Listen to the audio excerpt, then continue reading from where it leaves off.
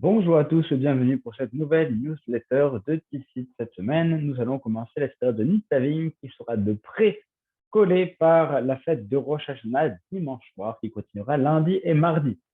Cette semaine, la série de Nitzavim commence avec le rassemblement des troupes, enfin le rassemblement des Bnei Israël. Vous êtes tous présents aujourd'hui et c'est le message qu'adresse Moshe Rabbeinu à l'ensemble du peuple réuni. Il leur dit vous êtes tous présents aujourd'hui, Rachechem, Shiftechem, Kol Yisraël, tout le monde en fait, les gens les plus grands, les gens à la tête, les gens, les chefs de tribu, et en fait, toute personne dans le peuple d'Israël, Tapechem, Gam les enfants aussi, enfin bref, tout le monde est là. Et ça va, Mishoev, Memecha, donc ça va depuis Michosev et Techa, Memecha, depuis le fendeur de bois jusqu'au puiseur d'eau. Et c'est amusant parce que on se demande où est-ce qu'on va trouver du bois dans le désert à couper et surtout où est-ce qu'on va aller puiser de l'eau dans le désert. Alors autant dans euh, disons urbain, de l'époque, on pouvait y trouver plus de bois et de puits, ça peut se comprendre, même en périphérie, mais dans le désert, ça n'est pas exactement le lieu qui va être idéal pour aller couper du bois et puiser de l'eau. Depuis le vendeur de poids jusqu'au puisatif, jusqu'au puiseur d'eau. Et c'est d'ailleurs d'autant plus étrange que cette expression va prendre un sens complètement différent lors de la direction du peuple par l'élève de Moshe Rabbeinu, celui qui lui succédera, Yehoshua, puisqu'on connaît une histoire avec les Nivonim, les Gabaonites. C'est un peuple qui se fait passer pour des Israélites, pour des Juifs, à l'arrivée de Josué. Ils n'ont pas voulu aller au contact, faire la guerre contre Josué, donc ils se sont fait passer pour des Juifs.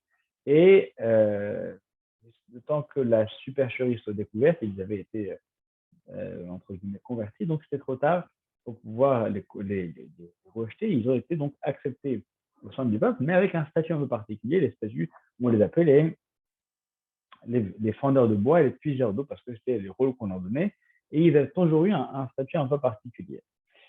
C'est donc tout à fait étrange qu'il y ait une sorte d'anachronisme où on retrouve beaucoup plus tôt que cela la même dénomination, nomenclature, qu'à l'époque de Moshe Rabbeinu. Alors certains vont dire que oui, Yehoshua, en fait, a rencontré ce peuple de Gabaonites, et à son époque, Moshe Rabbeinu avait eu le même problème, des gens s'étaient fait passer aussi pour des juifs, et ils avaient compris, etc.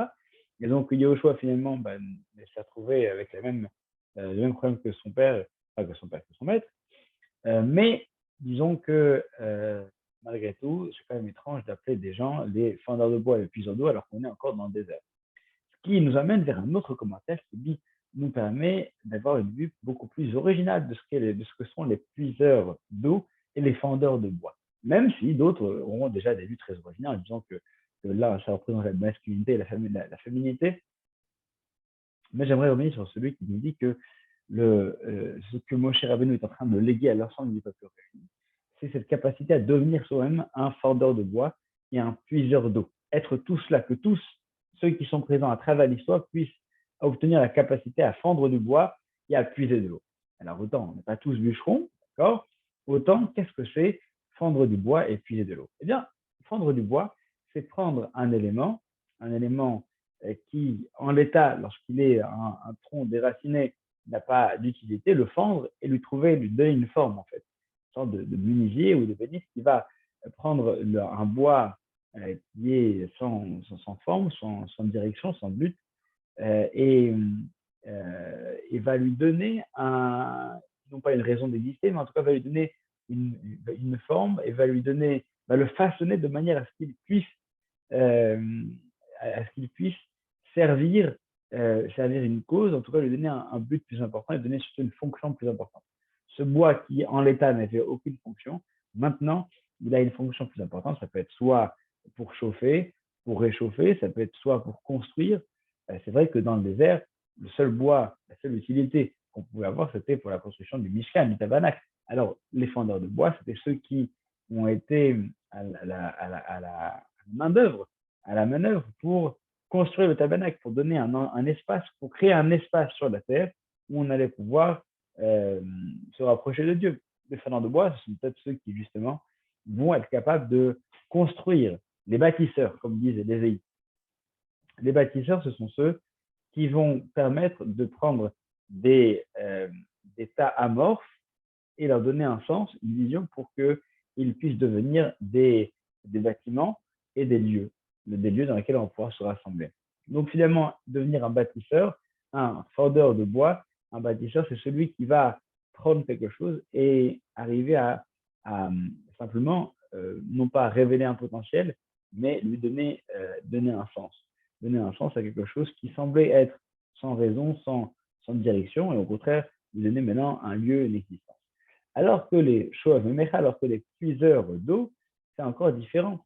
C'est celui qui va prendre l'eau qui existe, mais qui existe simplement au fond. Il va réussir à la faire, à la révéler. Encore une fois, l'eau, c'est également un symbole. Si le bois, c'était le symbole d'Amanak, l'eau, c'est un symbole très connu pour la Torah et la connaissance. Donc, un révélateur de connaissance, un révélateur de potentiel, un révélateur de génie qui existe en chacun de nous. En fait, Moshe Rabbeinu s'adresse au peuple d'Israël non plus en tant qu'assemblée, mais en tant que révélateur d'existence, de lieu, de direction, de génie. C'est-à-dire que chacun d'entre nous doit être là pour arriver à non seulement donner le meilleur de soi-même, mais de révéler chez l'autre quelque chose qui va l'élever, le surélever et lui donner une place, une direction et même révéler en lui le génie qui sommeille. C'est le rôle de chacun d'entre nous, effectivement peut-être de s'améliorer, mais de faire en sorte que celui qui est à côté, on arrive à percevoir peut-être sous un angle que lui-même ne perçoit pas, de lui donner sa direction et d'essayer de révéler ce qui est en lui.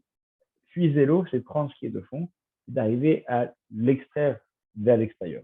Et c'est pour ça que Moshe Rabbeinu s'adresse au peuple d'Israël et leur dit que le meilleur moyen de servir Dieu, ça va être justement d'être tous, chacun d'entre nous, d'être capable d'embrasser en nous une capacité à éveiller le génie des autres, depuis le puiseur de poids, depuis le bâtisseur, jusqu'à l'intellectuel, jusqu'à celui qui recèle en lui de capacités intellectuelles, de connaissances phénoménales, mais qu'on n'arrive pas à élever, qu'on n'arrive pas à surélever, qu'on n'arrive pas à mettre en avant.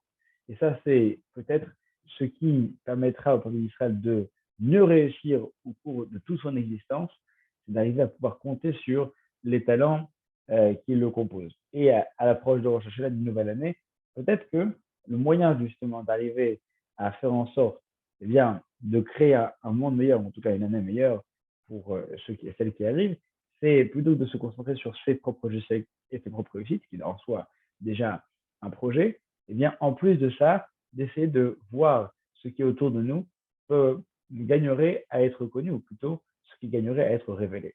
Déjà un projet qui nous permettrait de pouvoir garantir de passer non seulement une année extraordinaire, mais surtout de pouvoir améliorer directement la vie de ceux qui nous entourent, déjà eux en leur donnant confiance en eux-mêmes et en leur permettant de s'élever, et nous-mêmes pour bénéficier du génie qui sommeille en chacun d'entre nous.